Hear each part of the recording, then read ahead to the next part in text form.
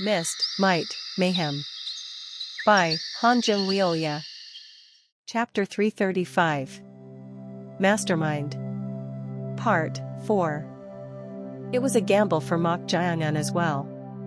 Strictly speaking, concentrating power into a single point was akin to becoming a sword oneself, so Mok Jiangan was half in doubt whether it would be possible to manifest this using the demonic swords. However, with his understanding of energy heightened after surpassing the wall's wall, Mok Jiangan thought it would be theoretically possible. But there were two problems here. This technique had two glaring weaknesses. Convergence of energy. Concentrating all the energy and power from one's entire body into a single point and focusing it on a sword at a distance was by no means easy. When unleashing it with the body, it could be executed at any time, even if there was a burden on the whole body, but it took quite some time to send energy to the demonic swords. And secondly, it's too conspicuous. This was the biggest problem. If enough energy was concentrated to focus power into one point with the demonic swords, the probability of the opponent noticing it would be extremely high. This was especially true for masters of higher realms. Unable to recklessly test this out, Mok Jiangan had no choice but to lure the opponent's senses to focus solely on him. That's why Mok Jiangan created that opportunity. Through continuous extreme high-speed movement, he made Mu Jin desperate and exert his full strength. With the explosion of the vast natural earth energy shattering the ground and the whirlwind of energy generated by the stances and techniques unleashed by the two superhuman beings, the surroundings were shaken, allowing it to be faintly concealed to a certain degree. But Mok Jiangan didn't stop there. He created a situation that the opponent could predict, directly concentrating power into one point and drawing all attention to himself. That's what being bait meant. Confident of victory, Mu Jin ultimately let his guard down, and this was the result. Ugh! Mu Jin's face twisted in pain.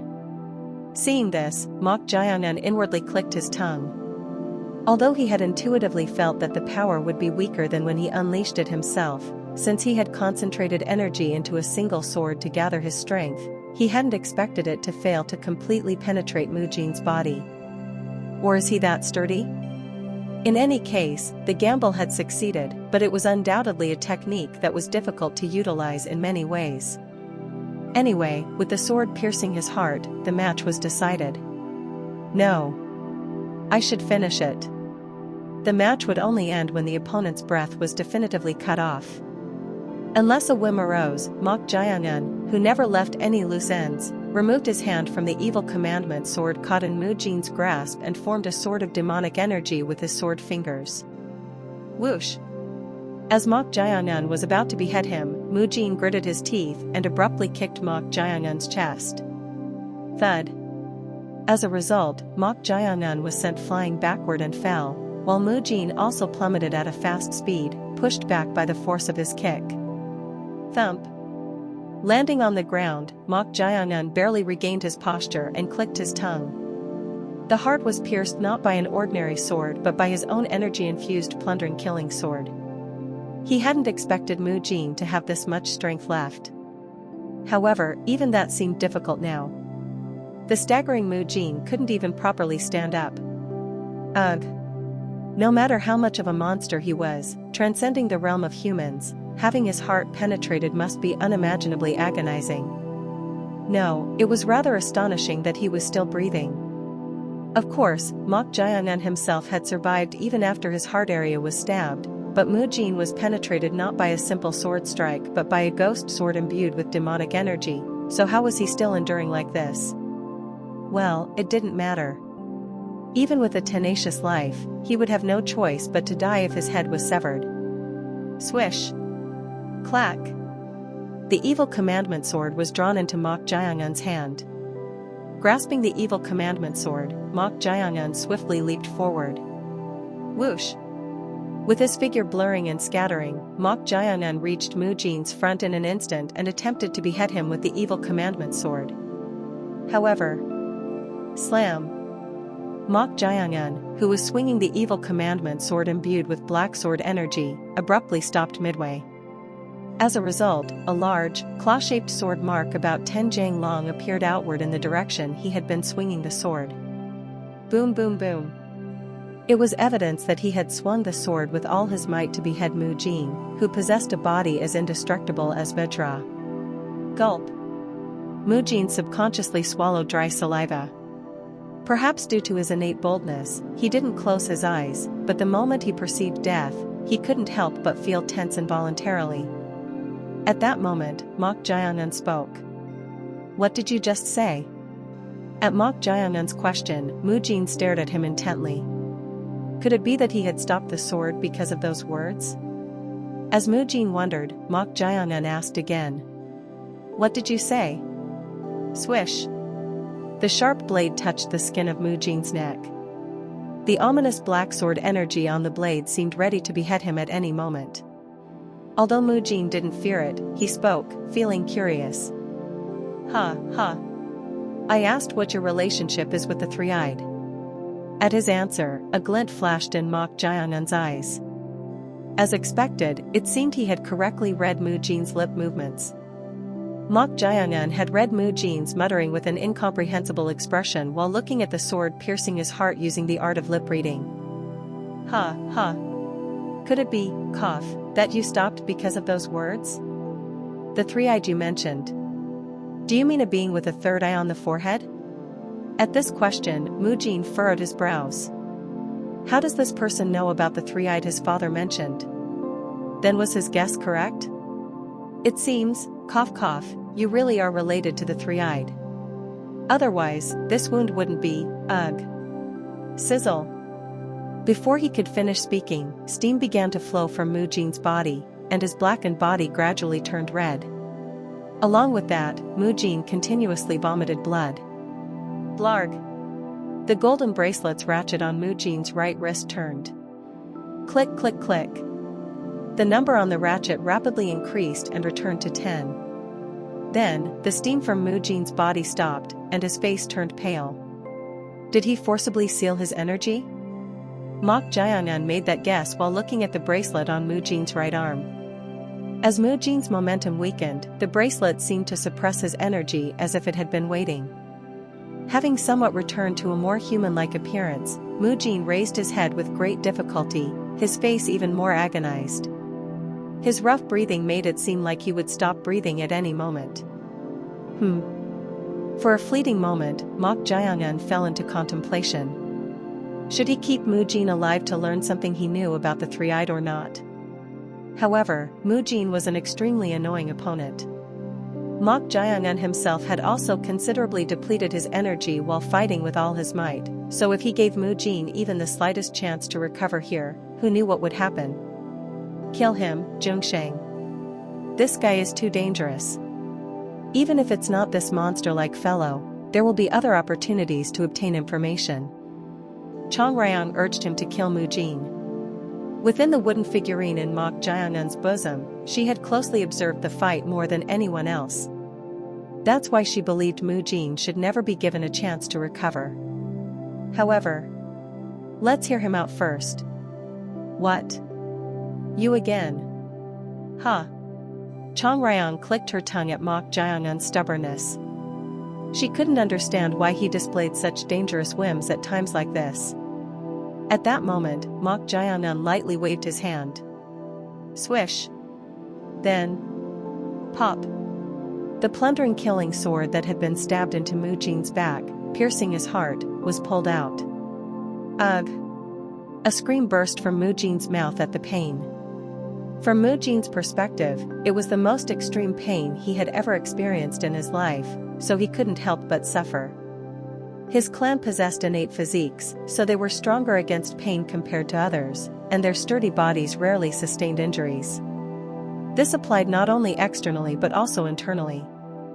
Moreover, even if they were wounded, their extraordinary recovery ability quickly healed the injured areas. However, strangely, the vicious and dark energy that had entered along with the sword piercing his heart and the peculiar evil nature of the sword interfered with his rapid recovery. I can't breathe. The penetration of the heart ultimately hindered the smooth circulation of blood, and Mu Jin could only approach death. It was at that very moment. Whoosh! The vicious energy that had been obstructing his recovery finally left his heart. Although the peculiar evil nature remained, the energy that had most hindered his recovery was gone, and the penetrated area slowly began to regenerate.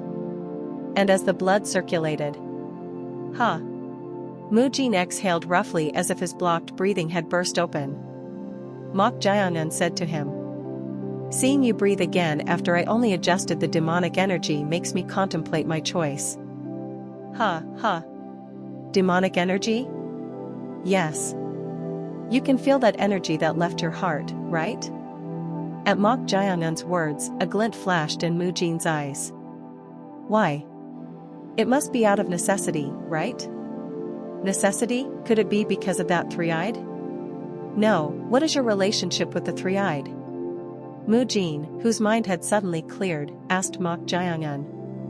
In response, Mok Jiangan moved the demonic energy within Mujin's body. As the vicious energy actively moved again, Mujin frowned. I haven't fully removed the demonic energy yet. Since it's near the heart, I can reinsert it. You mean you hold the upper hand? Mok Jiangan replied with a smirk. If you understand, I hope you'll obediently answer my questions. Mujin stared intently at Mok Jiangan. Although the evil nature that had remained in the sword piercing his heart was still hindering his recovery, if given a little more time, it seemed he could escape the critical condition. For now, it was better to play along, even if only for a short while. Ask away. How do you know about the three-eyed? You could say my clan has a bit of a bad history with him. A bit of a bad history? Both my great-grandfather and father fought against that three-eyed with an eye on his forehead, whether by coincidence or not. They fought against the three-eyed? At the unexpected answer, Mok Jiangan's eyes turned peculiar. He had wondered what kind of relationship they had, but if Mujin's great-grandfather and father had fought against the three-eyed, weren't they essentially his enemies? At that moment, Mujin parted his lips and continued. What is your relationship with the three-eyed? I thought I made it clear that only I would ask the questions. You already hold the upper hand over my life, so can't you at least answer this much? Whoosh! Before he could finish speaking, the vicious energy surged into Mujin's heart, attempting to worsen the slowly recovering wound again. Slam! Ugh! As Mujin clutched his chest, Mok Jiangan spoke with a smile. Despite your surprisingly excellent recovery ability, I hope you weren't under the mistaken impression that I would kindly allow the penetrated wound to heal. I had hoped for that, but it seems I shouldn't wish for it. I'm glad you understand. Whoosh! As the wound worsened again, Mok Jiangan withdrew the demonic energy from Mujin's heart, causing his face to turn pale. Then, he casually said, Well, my relationship with the three-eyed is similar to yours. Phew. Similar, you say? Then do you mean you're also in a hostile relationship with the three-eyed? You could say that. But why do you possess a power similar to that three-eyed? Similar, you say? Mok Jiangan tilted his head. What did he mean by that? As he wondered, Mujin spoke. Due to our clan's innate bodies, our wounds heal quickly, leaving no scars. However, that deformed person called the three-eyed left an indelible scar on my father's chest. You mean the scar never fully healed? Yes. At that answer, Mok Jiangan stroked his chin. Just like the energy of death, which could be called death energy, the demonic energy born from it also possessed the property of destroying the opponent's energy. But did the three-eyed also possess a power similar to this or one that hindered recovery? If this three-eyed was identical to the being he knew, it could be quite useful information. However, so you suspected I was related to the three-eyed because of that? Do you think there would be many individuals with such bizarre powers? Well, there's some truth to those words. But just like you, that three-eyed is related to the death of the one who raised me, so while being mortal enemies is possible, being on the same side is unlikely. At the mention of the death of the one who raised him, Mujin felt awkward for no reason. Then wouldn't that person be almost like a parent? Are they really unrelated? If the one who raised him was killed, as Mok Jiangyun said, they would be nothing less than mortal enemies. However, it was quite a coincidence that they possessed such similar powers. But upon reflection, there was no reason for Mok Jiangyun to interrogate him so persistently about the three-eyed if he held the upper hand and was on the same side as that being, so Mu Jin's doubts gradually dissipated. At that moment, Mok Jiangyun asked him, "If there's anything else you know about the three-eyed, please tell me." "There's nothing." "Nothing, you say?" "Yes." "That's all you have?" "Since you mentioned they fought against the three-eyed, don't you at least know why that person fought against your clan or what purpose they clashed for?" "I really don't know.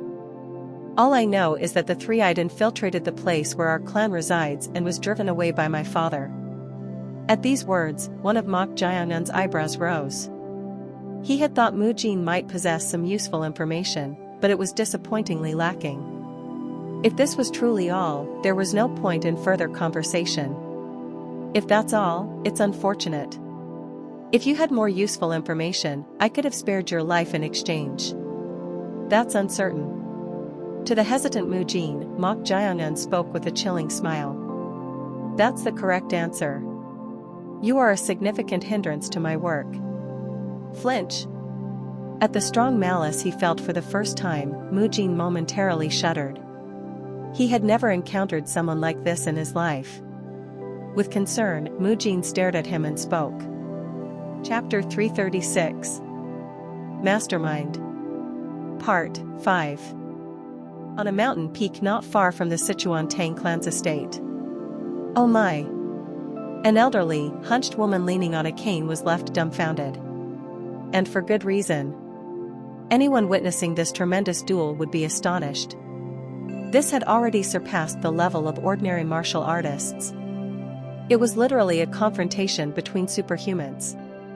Boom boom boom boom.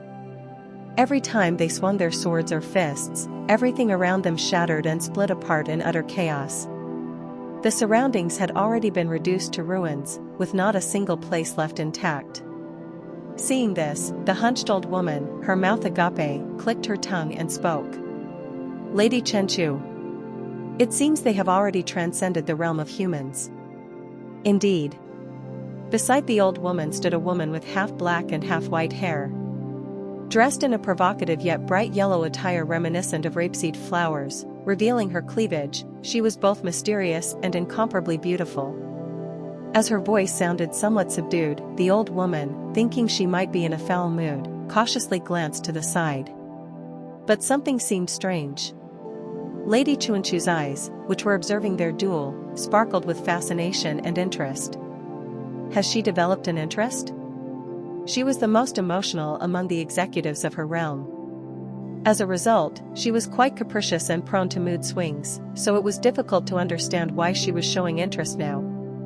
She had been unable to hide her disappointment when Sukpeung, the Green Forest gambling king, who she had considered a useful piece and invested in, lost his fighting spirit with just a single punch. But her current reaction was completely opposite.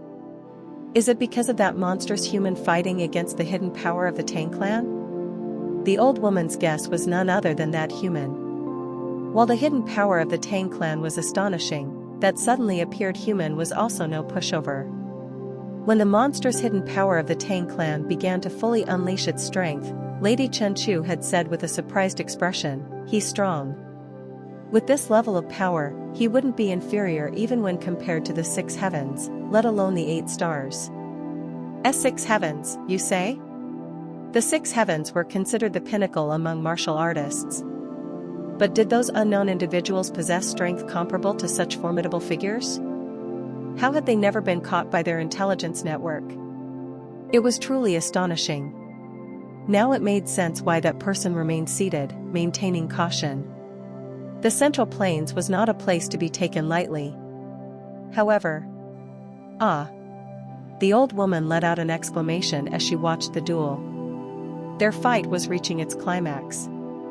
Who would emerge victorious? They were such fierce rivals that it wouldn't be surprising regardless of who won, making it difficult to predict.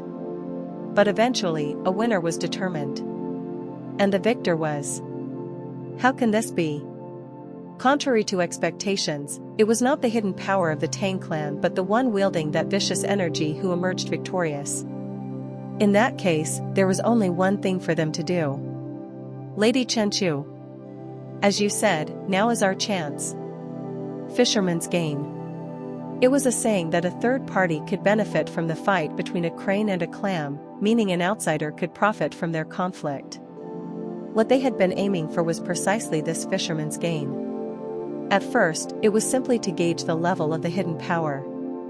However, since it was a fight between fierce rivals, regardless of who won, the depletion of true energy would be severe, making it a perfect opportunity to exploit their vulnerability. But no. Pardon? I changed my mind. The old woman stared at her with a dumbfounded expression. Why would she let go of such a great opportunity? Right now, they could easily deal with them or capture and subdue them. If they could eliminate the hidden power of the Tang clan that even that person couldn't rashly touch and secure that unknown supreme master, they could make a tremendous contribution to the organization. Lady Chenchu. I said no. But this excellent opportunity, how can you? Because it's an excellent opportunity. Pardon? That guy. I want him. That guy? You don't mean the hidden power of the Tang clan. No, that guy. Reflected in her gray-tinted pupils was none other than Mok Jiangun. There's no need to invest in other things. If we eliminate everything else and have just that guy, wouldn't that be enough? At her words, the old woman couldn't help but feel restless. She hadn't anticipated that Lady Chenchu would show such whimsical behavior at this crucial moment. Was it because her greed couldn't be controlled once awakened? The old woman carefully spoke as if advising her. Lady Chenchu. If you truly want him, you should seize the opportunity. If you can easily obtain him, there's no need to postpone it to next time. You think I wouldn't be able to get my hands on him unless he's weakened? That's. The old woman realized her mistake. She had touched upon Lady Chenchu's pride. No, that's not it. How could that be possible? If Lady Chenchu puts her mind to it, it's definitely possible. Didn't I tell you? Men are simple creatures. Indeed. Just watch. With the right opportunity, I can easily turn him into a slave. She had already made up her mind. Realizing that further discussion would be meaningless, the old woman closed her mouth. Perhaps it would be better to secretly report these two individuals to the council. At that moment, Lady Chenchu spoke in a warning tone. I'm telling you in advance, if you secretly report to the council again without permission like last time, I definitely won't let it slide. Gulp. The old woman swallowed dry saliva with a tense expression. The one who raised me belonged to one of the Tang clan's branch families, sharing that bloodline. However, the person known as the Tang clan's patriarch killed that individual with the formless poison. Mujin's expression hardened. He had wondered what Mok Jiangun was trying to say when he mentioned someone who was like family. But what on earth was this? If the one who raised him was from a branch family of the Tang clan, wouldn't that make them the main family and branch family? Was he saying the Tang clan's patriarch killed that person with poison? Right now. It's exactly as you heard. The Tang clan's patriarch killed the one who raised me. Why would he do such a thing? I don't know either. As for why that person killed my grandfather, could there have been a misunderstanding? If the formless poison, known to have been perfected only by the Tang clan, was used, what misunderstanding or excuse is there? At those words, Mujin hurriedly spoke. Wait, how can you distinguish whether it was the formless poison or not? I learned about poisons, so how could I not know? As soon as he finished speaking, Mok Jiangun raised poisonous energy with his left hand. The purple poisonous energy rising from his left hand left Mujin at a loss for words. He had mastered the art of poison as well? Although his clan had strong resistance to poisons, rendering the art of poison ineffective against them, Mok Jiangun's swordsmanship had already reached the pinnacle, and now even his poison techniques were at this level, which was astonishing. Swish! Mok Jiangnan suppressed the poisonous energy and continued speaking. According to your logic, even if it's distant, it's like a dispute between family members, so will you keep interfering? Faced with this question, Mujin couldn't say anything further. Within the Tang clan, they might distinguish between the main family and branch families, but from his perspective, as someone who protected the Tang clan due to the dying wish of his ancestor, they were all part of the Tang clan. The dying wish was to protect the Tang clan if there were enemies threatening them. However, there was no dying wish regarding internal conflicts within the Tang clan. This is the first time encountering such a situation. What should I do? Mujin couldn't help but feel perplexed. If his hostility stemmed from an internal matter within the Tang clan, it wouldn't be right for him to interfere. Rather, it felt like fighting until now had been a futile act. But there was one thing he needed to ascertain. I need to verify if it's true or not. The possibility that this person's words were lies couldn't be ruled out. With words alone, anyone could say anything. If everything he said now turned out to be lies, he would be deceived, and the worst-case scenario would unfold for the Tang clan. Therefore, Mujin spoke. If your words are true, then this is an internal matter of the Tang clan, so it's not something I should rashly interfere with. Oh? You accepted it readily. If I had known, I should have engaged in more conversation. But how will you prove that it's true? Prove? Mok Jiangnan retorted, raising one eyebrow. Nevertheless, Mujin continued with what he was saying. How can I know if the one who raised you is really a branch family of the Tang clan or not? This was the most important point. If they were truly a branch family, there would be some way to prove it. However, at this question, Mok Jiangnan chuckled and said, I'm already providing the ultimate proof. The ultimate proof? The fact that I'm having this conversation instead of killing you right away, isn't that the ultimate proof? At Mok Jiangnan's words, Mujin furrowed his brows. It was truly peculiar. If someone else had said this, it could be dismissed as somewhat far-fetched, but instead, these words resonated even more deeply. Hearing you talk about proof and whatnot, it seems I've done something unnecessary. It would be better to just kill you like this. Swish. Interrupting his own words, Mok Jiangnan turned his head. It was in the direction of the Tang clan's estate. As Mok Jiangnan suddenly looked toward the estate, the Tang clan's executives and warriors, who had been observing them while holding their breath, became extremely tense. However, Mok Jiangnan wasn't looking at them. To be precise, it was beyond them. After gazing in that direction, Mok Jiangnan turned his head back to Mujin and spoke with a smirk. This is fortunate. You said you needed proof, right? Bam. Ugh. Ugh. The two individuals, who had been engaged in a fierce exchange for over 30 seconds without giving an inch, each landed a blow on the other's chest and face, causing them to be pushed back by the recoil. Crash. Boom. Crack.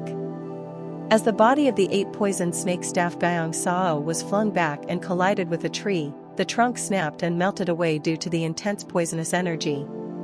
Sizzle. Ha, ha. Swish. Guyong Sao wiped the blood flowing from the corner of his mouth. Then, he glared at Tang In-hei, the patriarch of the Sichuan Tang clan, who had been pushed back about 10 steps and was regaining his posture, just like him. As expected, he's not easy to deal with. Even after unleashing the 8 poisons realm, where even his hair turned green due to the poisonous energy, he couldn't gain the upper hand at all.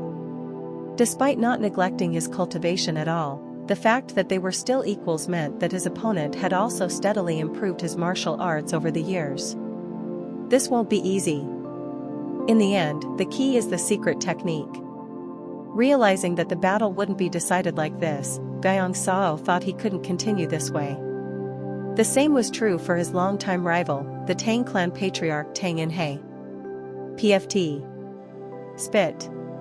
Tang In-hei spat out a broken molar and inwardly clicked his tongue. How could that old geezer not weaken with age but instead grow stronger? It was truly incomprehensible. Moreover, unlike their previous duels, this time, He was charging at him as if his life depended on it, and each move was extremely lethal. In a duel between masters of the poisonous arts, each move was critical, unlike ordinary masters.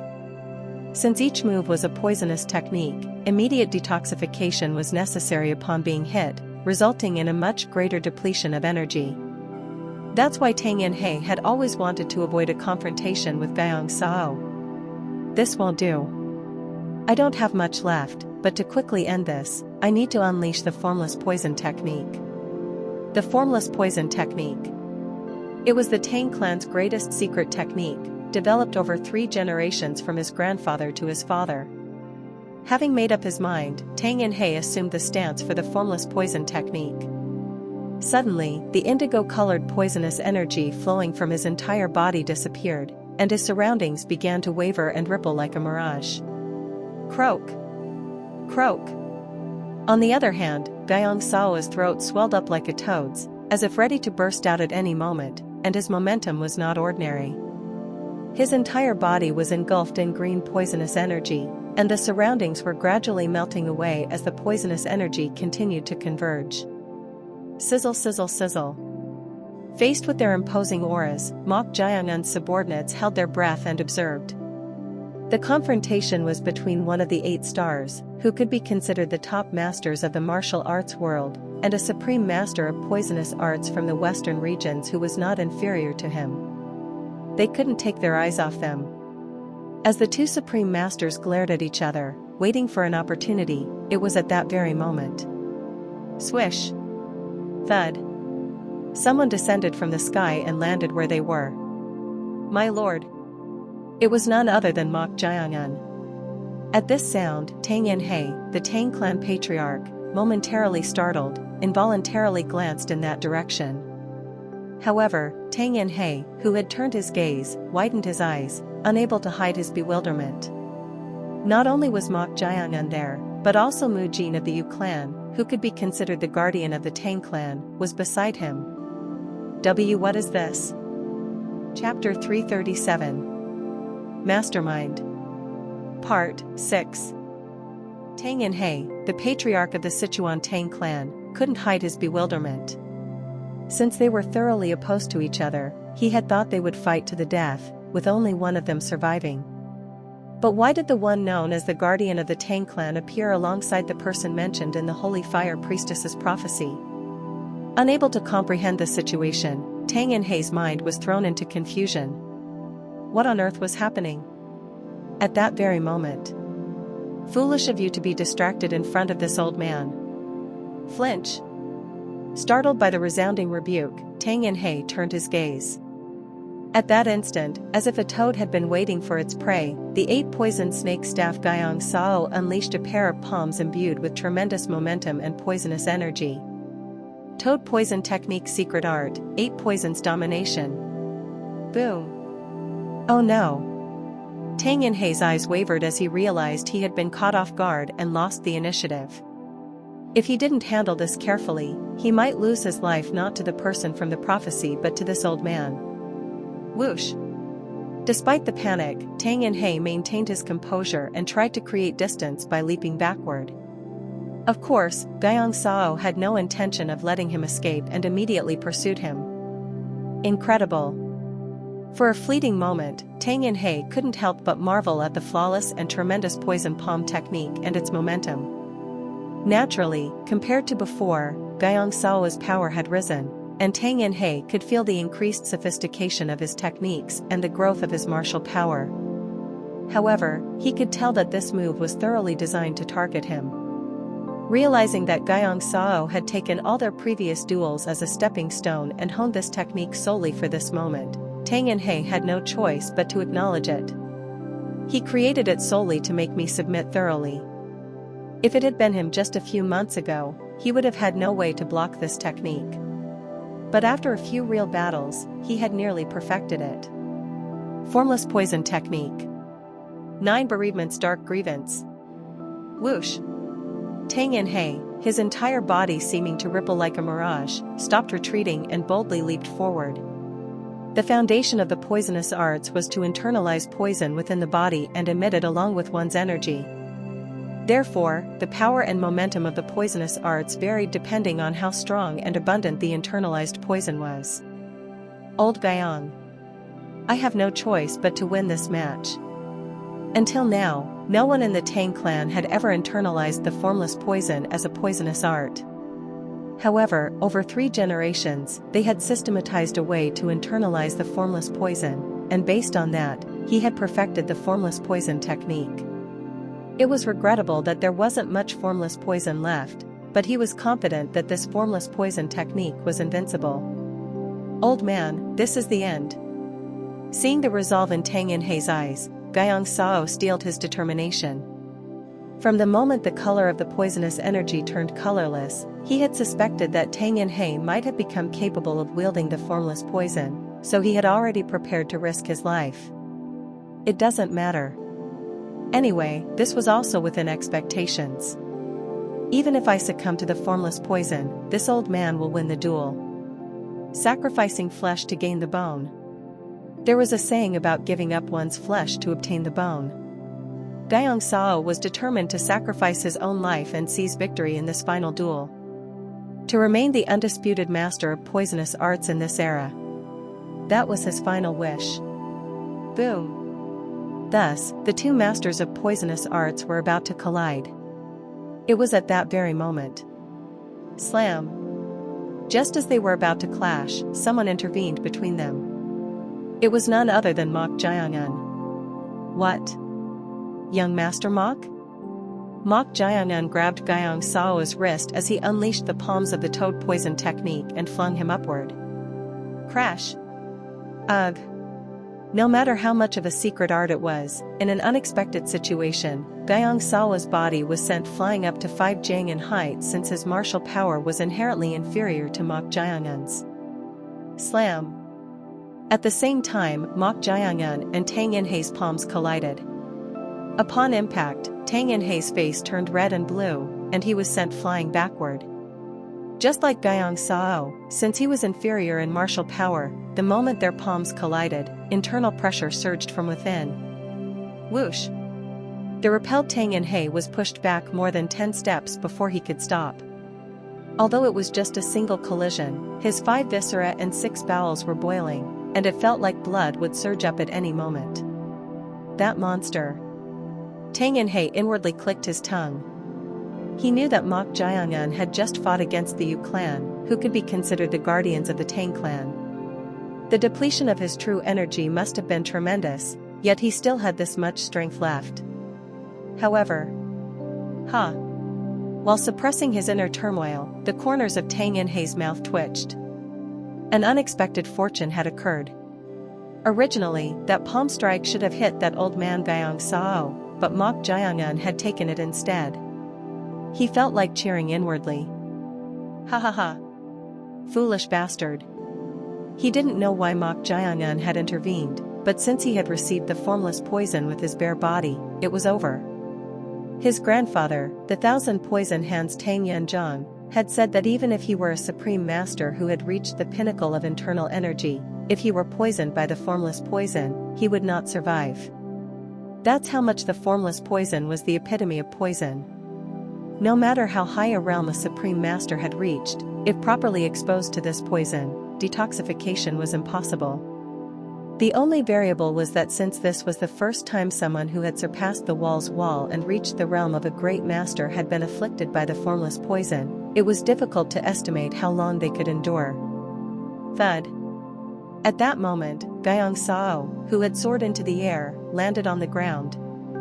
Landing, Guyang Sao spoke to Mok Jiangan with a perplexed expression, as if in protest. Young Master Mok. Isn't this different from our agreement? The agreement he had received from Mok Jiangan was simple. To let him have a final duel with Tang Yinhei, the Tang clan patriarch, without anyone's interference.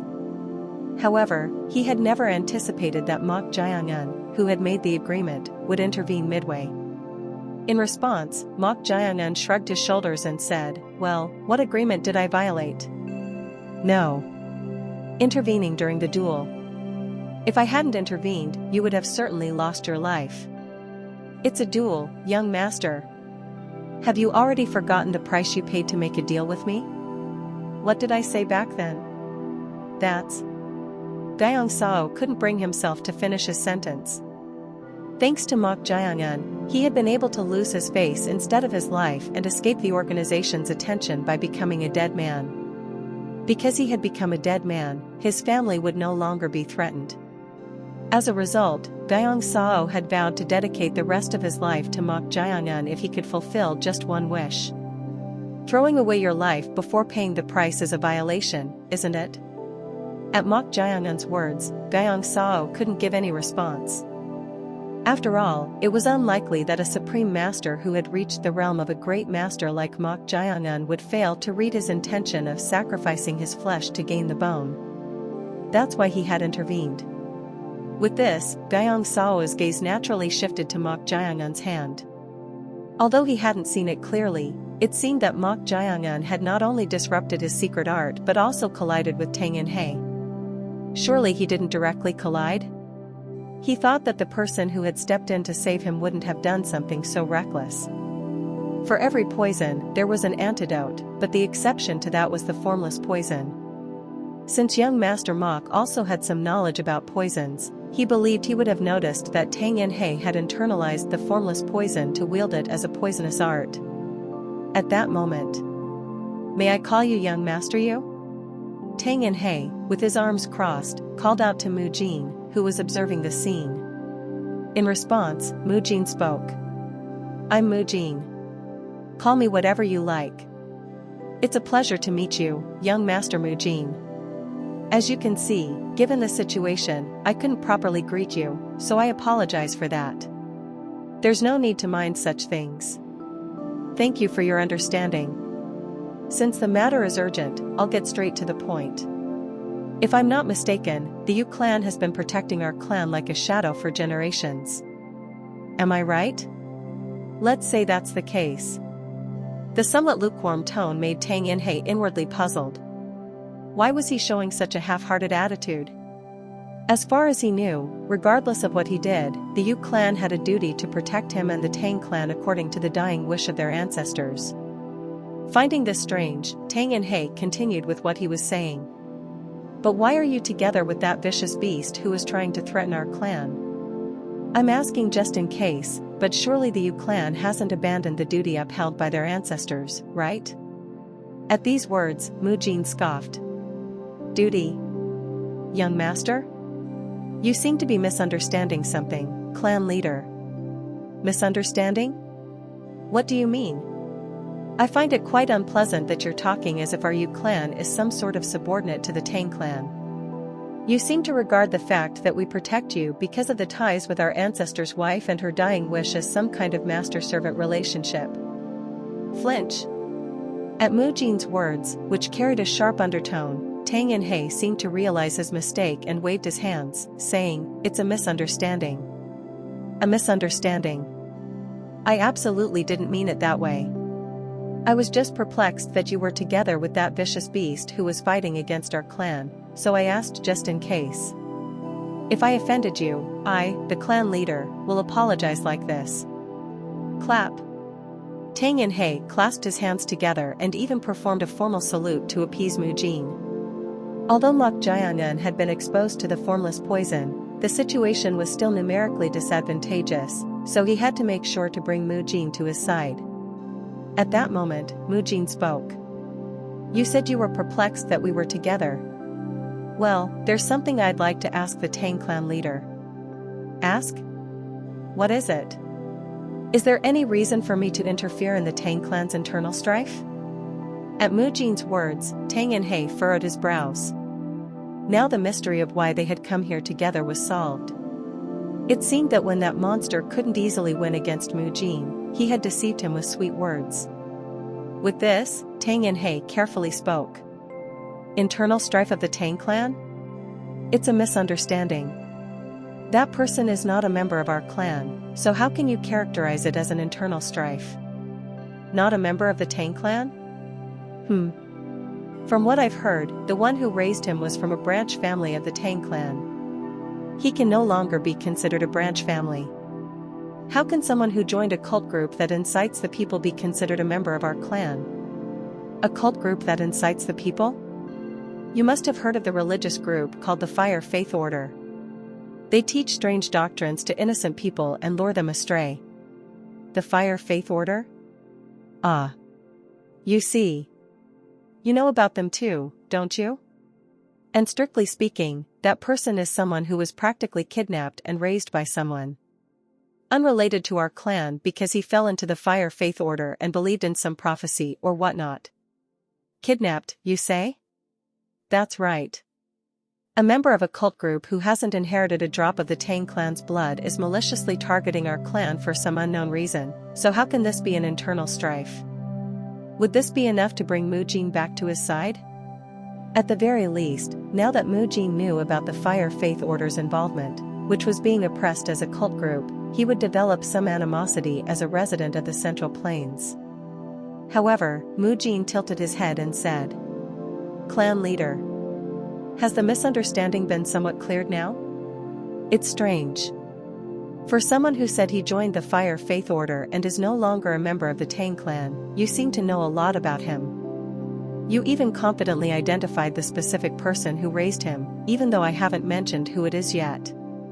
For a moment, Tang Inhe was at a loss for words. What was this?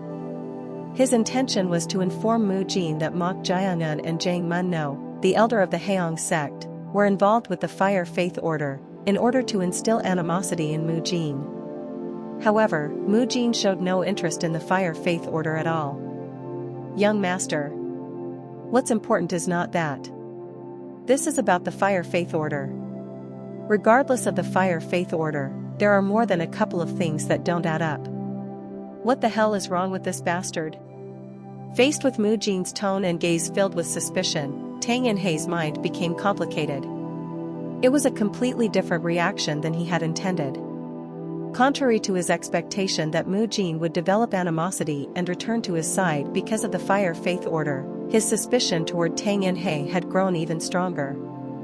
Why was he focusing on other aspects instead of the Fire Faith Order? I need to calm down. Tang Inhe, realizing that if he faltered here, he would be unable to handle the situation, tried to calmly resolve the matter. Young Master Mujin. I understand what you're trying to say. There might be some parts of what I said that don't make sense. But I can explain everything, so first. Ah. Is that so? Then how will you explain this? Explain what? I can explain as much as you want, so please tell me. With this, Mujin stared sharply at him and spoke in a meaningful voice. While I was risking my life fighting to protect the Tang clan, why was the person known as the Tang clan leader secretly trying to run away alone? At that question, Tang Inhe's expression froze like stone. He might not know about other things, but this was something he absolutely couldn't explain. Surrounded on all sides, he realized he had no more room for choice. Damn it. The only way to escape this situation was to exhaust all the remaining formless poison and... bam! It was at that very moment. Someone grabbed the back of Tang Inhe's head and slammed his face into the ground. The force was so strong that not only his face but his entire head was buried in the ground. The one pressing down on the back of his squirming head was none other than Mok Jiangan. From now on, let me handle this.